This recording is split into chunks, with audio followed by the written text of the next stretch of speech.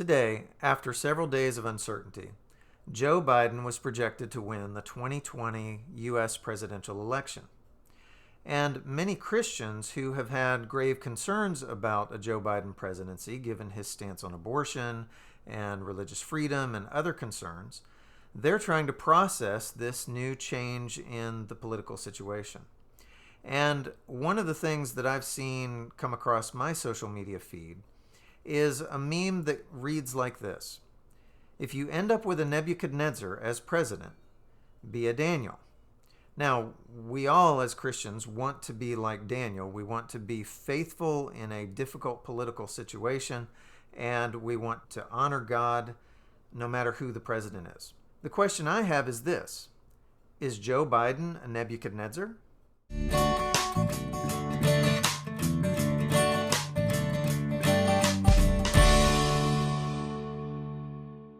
Hello, I'm David Lang, and this is Bible to Life, where we bring the Bible to life so that it can better impact your life.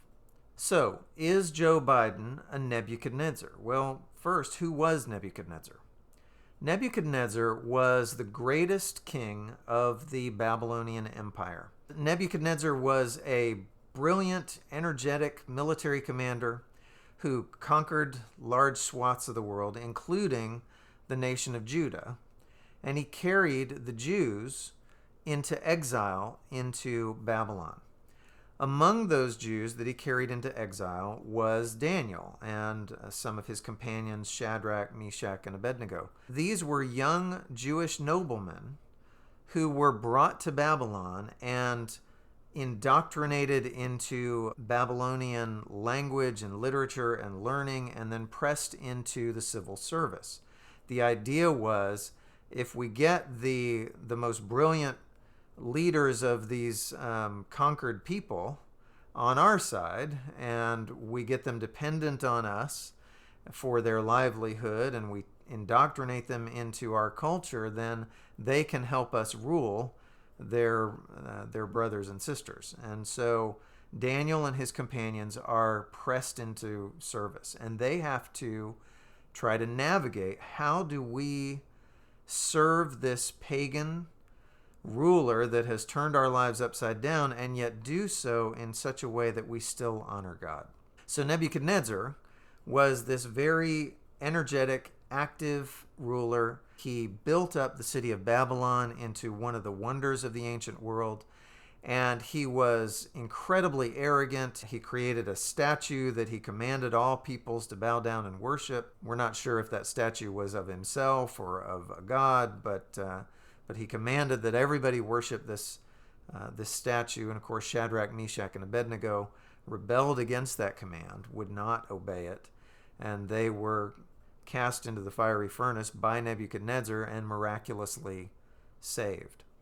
And Nebuchadnezzar, in spite of his arrogance and in spite of his energy and his strength and his megalomania, does in some moments recognize that the God of the Hebrews is supreme and commands that he be honored. After Nebuchadnezzar is humbled by God, he writes this: King Nebuchadnezzar, to all peoples, nations, and languages that dwell in all the earth, peace be multiplied to you. It has seemed good to me to show the signs and wonders that the Most High God has done for me. How great are his signs, how mighty his wonders. His kingdom is an everlasting kingdom, and his dominion endures from generation to generation. So Nebuchadnezzar is strong, powerful, arrogant. He will pay lip service to God, but it's not real clear that he's terribly sincere in his worship of the Hebrew God. Now, is that Joe Biden? I would argue that that's a little more like Donald Trump. Strong, energetic, arrogant. He pays lip service to the Christian God and to Christian ideals, but there are all kinds of reasons to doubt Donald Trump's sincerity. I would say that we've been living through a Nebuchadnezzar administration with Donald Trump. Joe Biden, on the other hand, I think more resembles a different Babylonian ruler. I would argue that Joe Biden is potentially a Nabonidus. Now, who was Nabonidus? After Nebuchadnezzar, his son rules for 2 years and then is overthrown by his brother-in-law. And then his brother-in-law rules for a brief period of time and then dies, and his son becomes king as a boy. And so Nebuchadnezzar's grandson is now the ruler of the Babylonian Empire. But he is very quickly overthrown in a coup by several palace officials.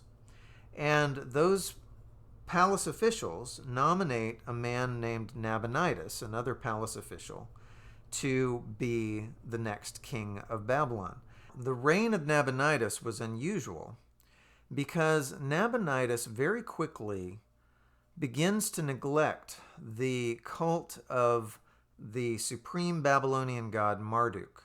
Now, the Babylonian king was supposed to be the shepherd of Marduk, and it was his job to build up Marduk's temples and to offer traditional sacrifices and to basically keep Marduk happy so that Marduk would look with favor on the Babylonian Empire and keep it strong. But Nabonidus begins to neglect Marduk and starts to promote the worship of a goddess named Sin.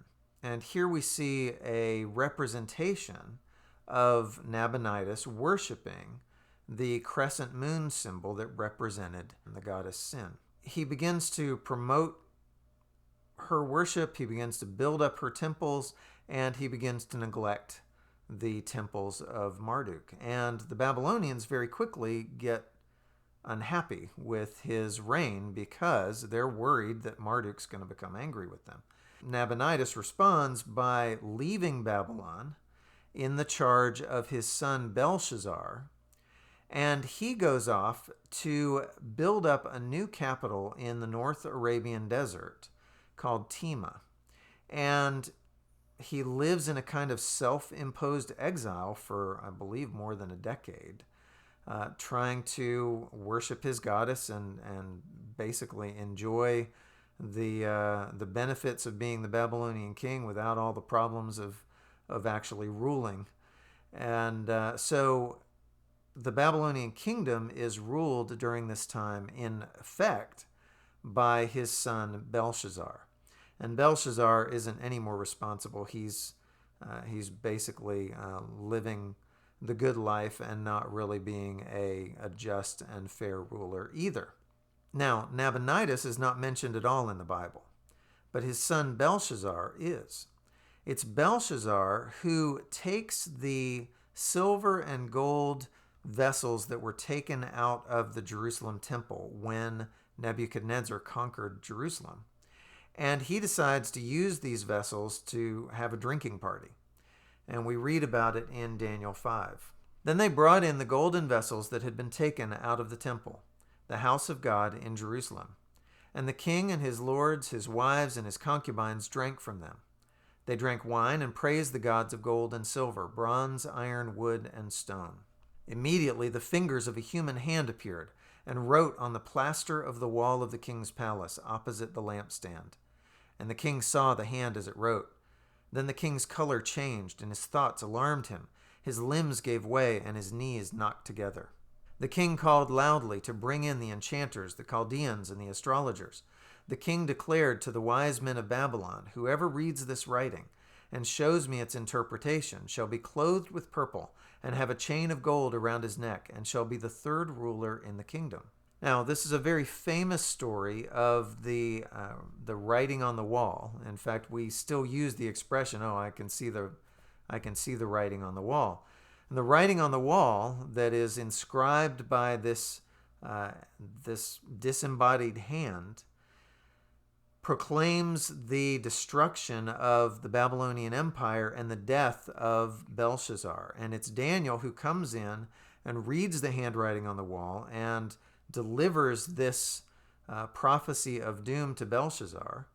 And Belshazzar, true to his word, clothes Daniel in purple and puts a gold chain around his neck and promotes him to the third highest ruler in the kingdom of Babylon.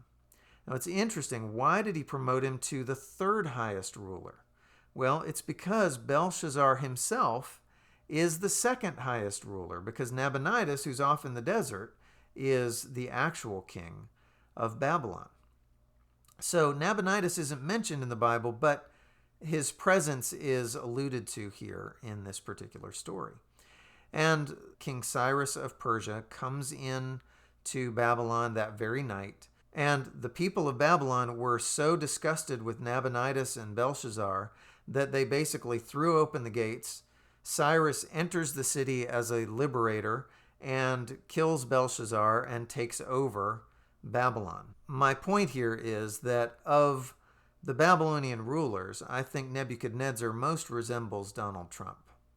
And I think Joe Biden most resembles Nabonidus. I think there are questions as to Joe Biden's mental acuity and how much he is actually the one driving things in his administration versus his various advisors and counselors. They may actually be the de facto rulers if, in fact, Joe Biden is aging and failing mentally. And time will tell whether that assessment of Joe Biden is correct. But of the Babylonian rulers, I would guess that Joe Biden's presidency may be most similar to a Nabonidus kingship of Babylon.